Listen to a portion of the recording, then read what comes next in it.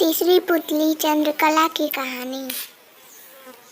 तीसरे दिन जब वह सिंहासन पर बैठने को हुआ तो चंद्रकला नाम की तीसरी पुतली ने उसे रोककर कहा, हे राजन, यह क्या करते हो? पहले विक्रमादित्य जैसे काम करो, तब सिंहासन पर बैठना। राजा ने पूछा, विक्रमादित्य ने कैसे काम किए थे? पुतली बोली, लो सुनो। तीसरी पुतली चंद्रकला ने जो कथा सुनाई वह इस प्रकार है। एक बार पुरुषार्थ और भाग्य में इस बात पर ठन गई कि कौन बड़ा है। पुरुषार्थ कहता है कि बगैर मेहनत के कुछ भी संभव नहीं है, जबकि भाग्य का मानना था कि जिसको जो भी मिलता है भाग्य से मिलता है, परिश्रम की कोई भूमिका नहीं होती। उसके विवाद ने ऐसा उग्र रूप धारण कर लिया कि दोनों को देवराज इंद्र के पास जाना पड़ा। झगड़ा बहुत ही पेचीदा था, इसलिए इंद्र भी चकरा गए। पुरुषार्थ को वे नहीं मानते जिन्हें भाग्य से ही सब कुछ प्राप्त हो चुका था। दूसरी तरफ अगर भाग्य को बड़ा बताते तो पुरुषार्थ का उनका उदाहरण प्रस्तुत करता, जिन्होंने मेहनत से सब कुछ अर्जित किया। इंद्र असमंजस में पड़ गए और किसी निष्कर्ष पर नहीं पहुंचे। काफी सोचने के बाद उन्हें विक्रमादित्य की याद आई। उन्हें लगा सारे विश्व में इस झगड़े का समाधान सिर्फ वही कर सकते हैं। उन्होंने पुरुषार्थ और भाग्य को विक्रमादित्य के पास जाने के लिए कहा। पुरुषार्थ और भाग्य मानव वेश में विक्रमादित्य के पास चल पड़े। विक्रमादित्य को भी झगड़े का तुरंत कोई समाधान नहीं सूझा। उन्होंने दोनों से 6 महीने बाद आने को कहा। जब वे चले गए तो विक्रमादित्य ने काफी सोचा। समाधान के लिए वे सामान्य जनता के बीच वेश बदलकर घूमने लगे। काफी घूमने के बाद जब भी कोई संतोषजनक हल नहीं खोज पाए तो दूसरे राज्यों में भी घूमने का निर्णय किया। काफी भटकने के बाद भी जब कोई समाधान नहीं निकला तो उन्होंने एक व्यापारी के यहाँ नौकरी कर ली। व्यापारी ने उन्हें नौकरी उनके यह कहने पर दी कि जो काम दूसरे नहीं कर सकते हैं वे कर देंगे। कुछ दिनों बाद वह व्यापारी जहाज पर अपना माल लादकर दूसरे देशों में व्यापार करने के लिए समुद्री रास्ते से चल पड़ा। अन्य नौकरों के अलावा उसके साथ विक्रमादित्य भी थे। जहाज कुछ ही दूर गया होगा कि भयानक तूफान आ गया। जहाज पर सवार लोगों में भय और हताशा की लहर दौड़ गई। किसी तरह जहाज एक टापू के पास आया और वहां लंगर डाल दिया गया। जब तूफान समाप्त हुआ तो लंगर उठाया जाने लगा, मगर लंगर किसी के उठाए न उठा।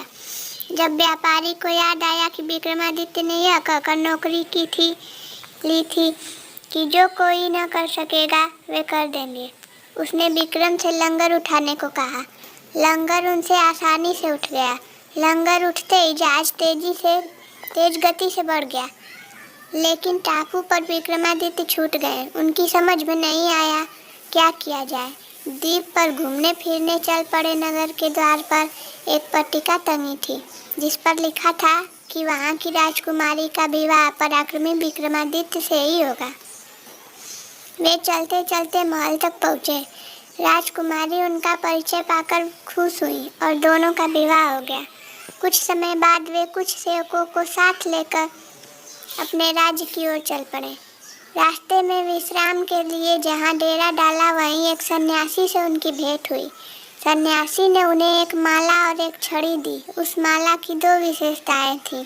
उसे पहनने वाला अदृश्य होकर सब कुछ देख सकता था तथा गले में माला रहने पर उसका हर कार्य सिद्ध हो जाता था। छड़ी से उसका मालिक सोने के पूर्व कोई भी आभूषण मांग सकता था। सन्यासी को धन्यवाद देकर विक्रमादित्य अपने राज्य लौटे। एक उद्यान में ठहरकर संग आए सेवकों को वापस भेज दिया तथा अपनी पत्नी को संदेश भिजवाया कि शीघ्र ही वे उसे अपने राज्य में बुलवा लेंगे। उद्यान में ही उनकी भेंट एक ब्राह्मण और एक भाट से हुई। वे दोनों काफी समय से उस उद्यान की देखभाल कर रहे थे। उन्हें आशा थी कि उनके राजा कभी उनकी सुध लेंगे तथा उनकी विपन्नता को दूर करेंगे। विक्रमादित्य पसीज गए। उन्होंने सन्यासी वाली माला भाट को तथा छड़ी ब्राह्मण को दे दी। ऐसी अमूल्य चीजें पाकर दोनों धन्य हुए और विक्रम का गुणगान करते हुए चले गए। विक्रम राज दरबार में पहुंचकर अपने कार्य में संलग्न हो गए। 6 मास की अवधि पूरी हुई तो पुरुषार्थ तथा भाग्य अपने फैसले के लिए उनके पास आए। विक्रमादित्य ने फैसला दिया कि भाग्य और पुरुषार्थ एक दूसरे के पूरक हैं। उन्हें छड़ी और माला का उदाहरण याद आया। जो छड़ी और माला उन्हें भाग्य से सन्यासी से प्राप्त हुई थी, उन्हें ब्राह्मण और भाट ने पुरुषार्थ से प्राप्त किया।